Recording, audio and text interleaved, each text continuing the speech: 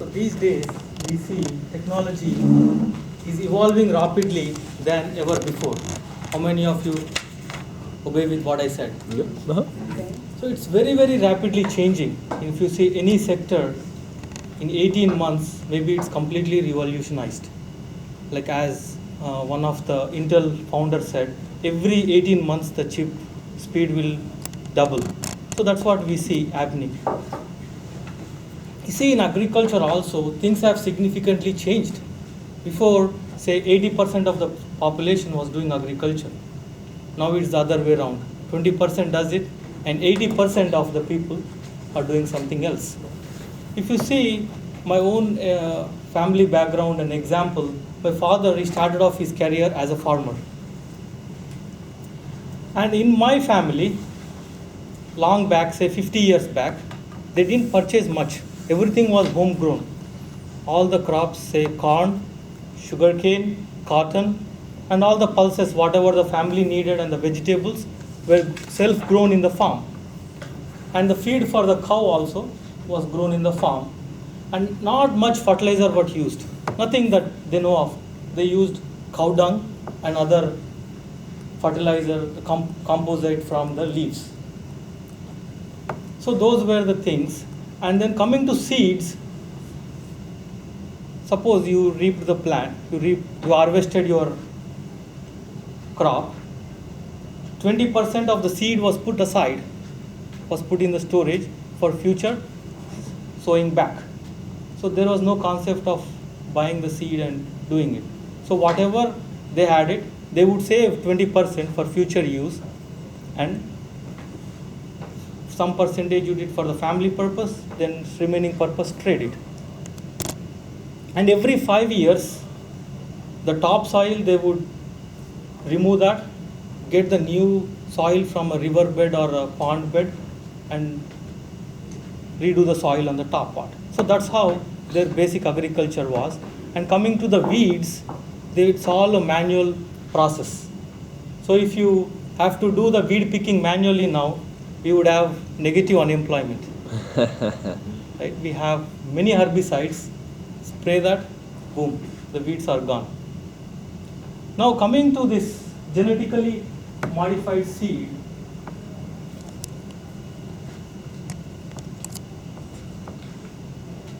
so what they do is in this genetically modified seed is, now based on the situation, based on the country, you have different requirements. What they do is they do something called breeding. They identify what characteristics like a cotton plant need to grow in a desert. So it needs to be drought resistant. So that is one of the main trait or characteristics that cotton seed should have. So they will search around that characteristics in a lot of places.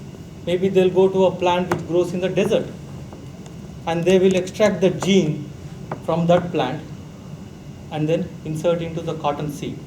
So now this new cotton seed will be drought resistant.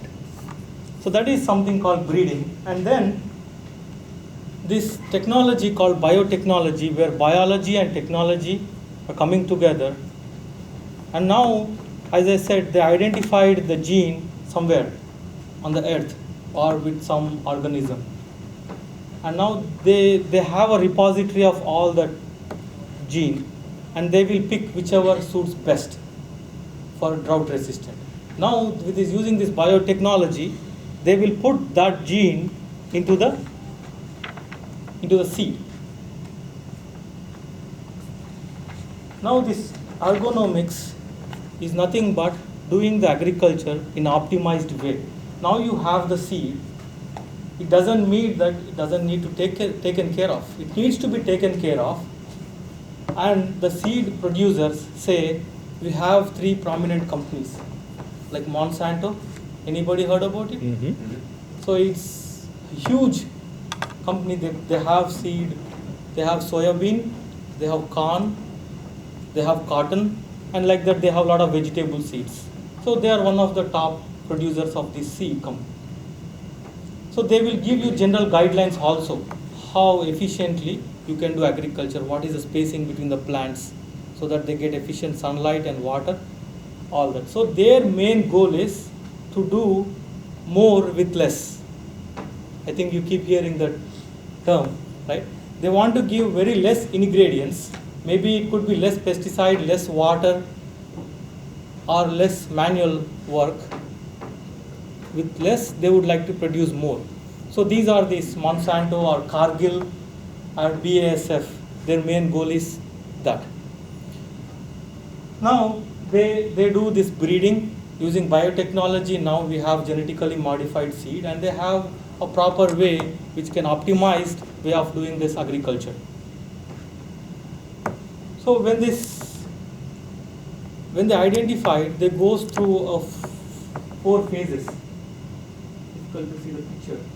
So they go through 4 phases where breeding and biotechnology is top. So once they identified, they move to the phase 1 where it goes to proof of concept. Then they go to phase 2. They go those plants in the laboratory. Then they goes to phase 3 where they grow in little bit more varied conditions. And then phase 4, they are getting ready to get approval process. And then they go to the mass market. So overall, it takes at least 5-6 years to get out a seed. So they are investing lot of money and resources to get this modified seed, and they get patent on it. So now they would like to be very careful and protect this patent. Suppose, example, you have a farmer who has genetically modified farm, and next he's using his regular seed. Now if during with pollination, if this genetically modified seed goes into the regular, and if they come for an inspection and see if this farm is having genetically modified seed, then they may sue the farmer. So they will get into those kind of battle. It's very difficult because they have spent a lot of money and resources. Now they go through this process, and finally they sell the seed to the farmers. And this is what we have now. We have breeding, biotechnology and agronomics giving to sustainable agriculture.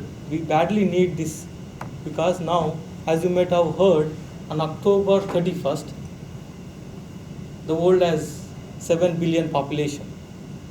So we need this more from less. And now if you see, what are the advantages of using this genetically modified seeds? There's a huge laundry list of advantages. One is you get more yield. Say the soybean Monsanto modified, in first generation it was drought resistant, and it had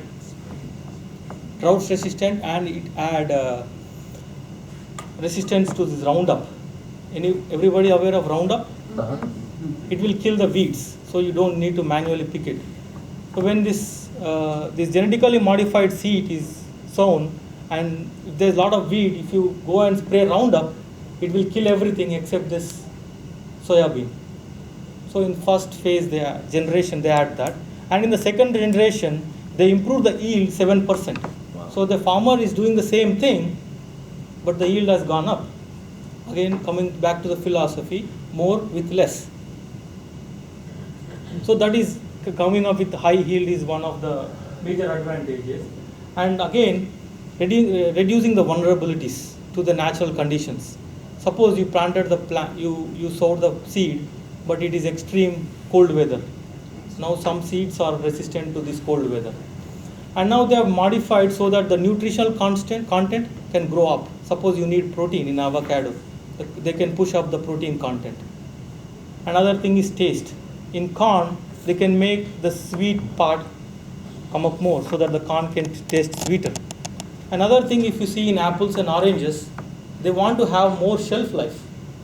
So once the apple is picked from the tree, maybe instead of having 1 week, now they want to push it to 2 weeks.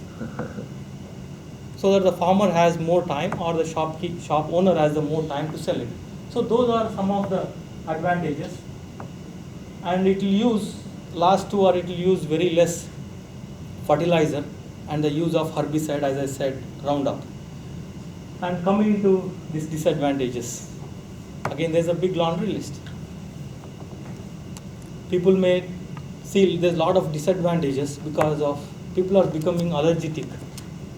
In India, back home, we didn't hear about these. And now, maybe because of this genetically modified, now a lot of people are having these peanut allergies or allergies to dairy products. And these big companies are getting monopoly on these seeds because they have this patent. Back, as I said, my own family story that we didn't purchase seeds 50 years back. And when my father progressed from being a farmer to a fertilizer or a pesticide businessman, we didn't sell seeds in the beginning. It was just fertilizer business, but slowly it evolved. Seeds were becoming predominant.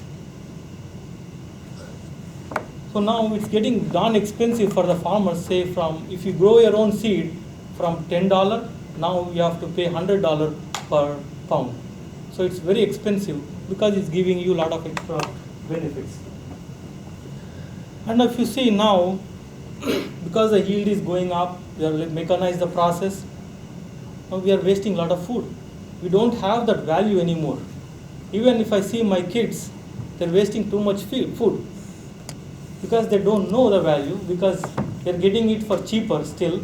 If you have to buy $100 a pound of bananas, just imagine, you'll treat it like gold. So too much wastage of food, and then it's my own loss of employment. If you kill Roundup product, then maybe you can hire hundreds of people, and all of them, for sure, they will not have any high blood pressure or high cholesterol. It's a lot of physical work. So that's my 2 cents on disadvantages. But overall, if you ask me, I would say I'm not pro for these genetically modified seeds. There are a lot of benefits, but it's making us lazy, waste food, and don't even think about the real important stuff. Thank you. Back to the Toastmasters.